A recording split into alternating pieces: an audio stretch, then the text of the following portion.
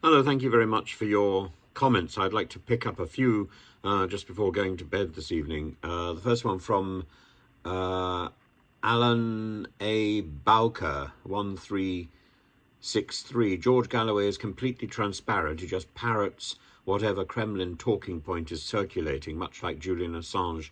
He is no hero. He doesn't care about Muslims because while Syria was being decimated by Assad, he just repeated Kremlin talking points. People are so gullible. Well, I think that's reasonable. I think it's reasonable. I certainly, as I've said very clearly, I don't adhere to George Galloway's views, but I think he's a tremendous speaker. Uh, there's another point here which maybe I've just lost it. Um, but somebody, it's again on about George Galloway. Sky News reporter, absolutely disgusting, so biased towards George Galloway. That's Andre Holt, Andrew Holt, um, Anish or Anne Shilcock, 4587. Have I got that wrong? Right, I don't know. I'm afraid the Prof is giving Galloway a pass on a lot of things, like sincerity, integrity, and not being in it for his own self-aggrandizement.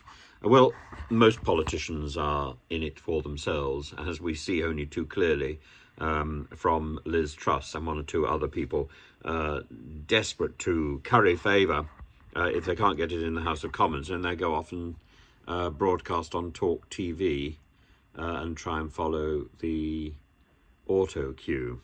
Or they'll go on to a column in the Daily Mail or indeed GB News. I think it's wrong for these people to be moonlighting for their own self-satisfaction, or indeed maybe there ought to be some sort of rule that politicians, once you're in Westminster, you can't have another job within a certain number of years, or you can't have that sort of high profile job within a certain number of years. I don't know what the answer actually is, but user UE8NW6LN1U, my goodness, why would anybody choose a name like that, says, sorry, but you are so wrong here, Professor. Thank you. Galloway is an extremist. Maybe. Frankly, I couldn't care less about his performances as a cat, but I do have a deep concern regarding his appalling crawling, very, very nicely phrased there, his appalling crawling to Saddam Hussein on television. I remember that. Remember that, yes. We salute your indefatigability. Yes, appalling, but compelling.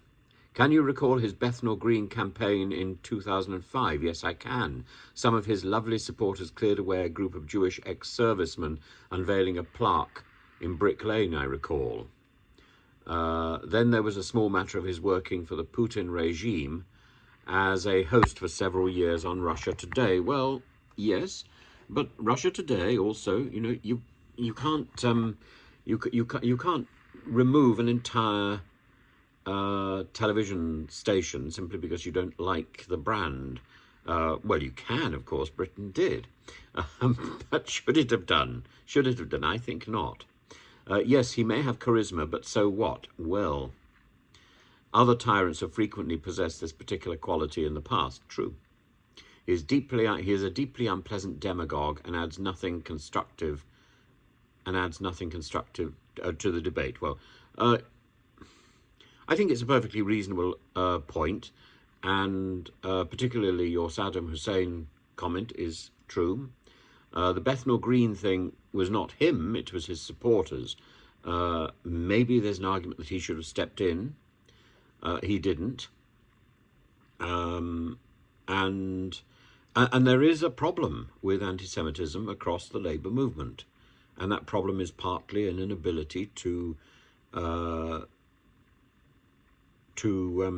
define the difference between support for the right-wing governments in Israel, or defiance of the right-wing governments in Israel, and support for the Jewish people. I think there's an argument to be said that Israel is a very fine demonstration of support for Judaism and for the Jewish people, and certainly in the period after the Holocaust, the creation of Israel was an enormous boon.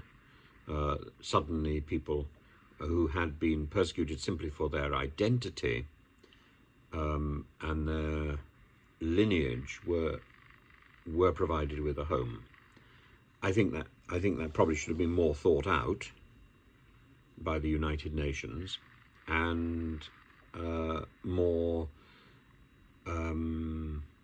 thought should have been given to the establishment from the very beginning of a two-state solution,